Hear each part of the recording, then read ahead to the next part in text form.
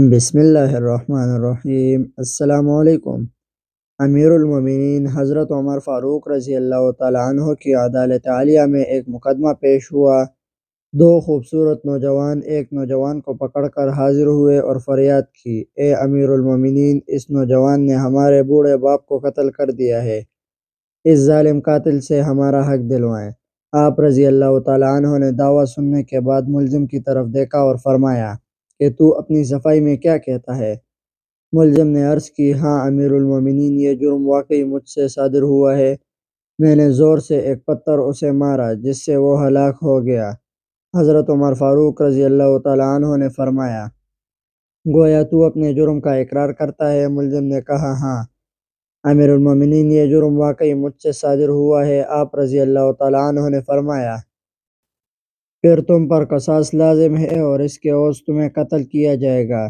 ملزم نے جواب دیا، آقا، مجھے آپ رضی اللہ تعالیٰ عنہ کے علم اور شریعت مطہرہ کے فتوے سے انکار نہیں، البتہ میں ایک گزارش کرنا چاہتا ہوں۔ ارشاد ہوا، بیان کرو۔ عرض کی، 3 دن کی مہلت چاہتا ہوں، 3 دن بعد حاضر خدمت ہو جاؤں گا۔ عظیم قائد نے کچھ دیر سر جھکا کر سوچا، غور کے بعد سر اوپر اٹھایا اور فرمایا، اچھا، کون ضامن ہوگا تمہارا کہ تم واقعی وعدے کو وفا کرنے کے لیے تیسرے دن عدالت عالیہ میں حاضر ہو کر خون کا بدلہ خون سے دو گے؟ حضرت عمر فاروق رضی اللہ تعالیٰ عنہ کے اس ارشاد پر اس نوجوان نے پر امید نظروں سے حاضرین مجلس کا جائزہ کے بعد حضرت ابو ذر غفاری رضی اللہ تعالیٰ عنہ کے متعدد پر نور چہرے پر نگاہیں گاڑتے ہوئے اشارہ کر کے کہا، یہ میری ضمانت دیں گے؟ حضرت عمر فاروق رضی اللہ تعالیٰ عنہ نے ان سے دریافت فرمایا تو انہوں نے کہا، بے شک میں ضمانت دیتا ہوں کہ نوجوان 3 دن بعد تکمیل قصاص کے لیے عدالت میں حاضر ہو جائے گا۔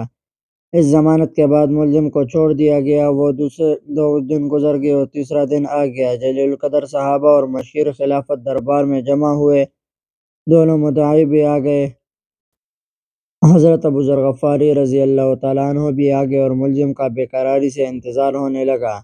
جوں جوں وقت گزرتا جا رہا تھا، صحابہ کرام رضی اللہ تعالیٰ عنہ کا استر سریاب بڑھتا جا رہا تھا، کیونکہ ملزم ابھی تک نہیں پہنچا تھا اور وقت قریب آتا اور صحابہ کرام رضی اللہ تعالیٰ عنہ کو حضرت ابو ذر غفاری رضی اللہ تعالیٰ عنہ کی نسبت پریشان ہونے لگتی۔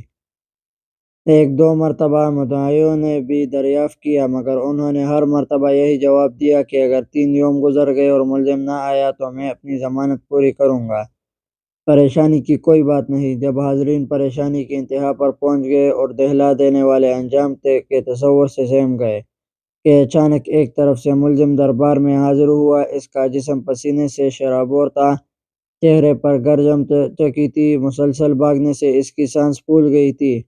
اس نے آتے ہی سلام کی اور عرض کی، اللہ تعالیٰ کا جو حکم ہے بجا لایا ہے، مجھے امانت کی سپردگی۔ آپ رضی اللہ تعالیٰ عنہ کے دریافت کرنے پر ملزم نے بتایا کہ میں ایک امانت والے کے سپرد کرنے گیا تھا۔ واقعی یوں ہے کہ میرا ایک چھوٹا بھائی ہے، والد فوت ہو گیا ہے۔ موت سے پہلے اس نے میرے پاس میرے چھوٹے بھائی کے لیے کچھ سونا رکھا تھا اور وصیت کی تھی کہ جب وہ جوان ہو جائے تو اس کے سپرد کر دینا۔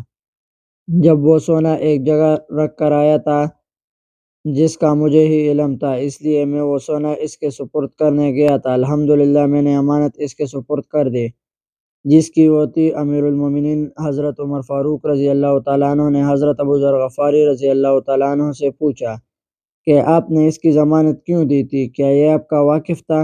انہوں نے کہا، میرا اس سے کوئی تعلق نہیں، صرف یہ بات تھی کہ جب اس نے پر امید نگاہوں سے میری طرف دیکھا تو مجھے خیال آیا کہ اگر میں اس کی ضمانت نہ دوں تو کل قیامت کے دن اللہ رب العزت کے سامنے شرمندہ ہونا پڑے گا کہ اتنے آدمیوں میں سے کوئی بھی اس کا ضامن نہ بن سکے، اس لیے میں نے اس کی ضمانت دی۔ حالانکہ میں اسے بالکل نہ جانتا تھا، نہ مجھے یہ معلوم تھا کہ یہ کہاں رہتا ہے، بس اس کی ظاہری شرافت نے مجھے یقین دلا دیا کہ یہ وعدے کا پکا ہے اور میں نے ضمانت دے دی۔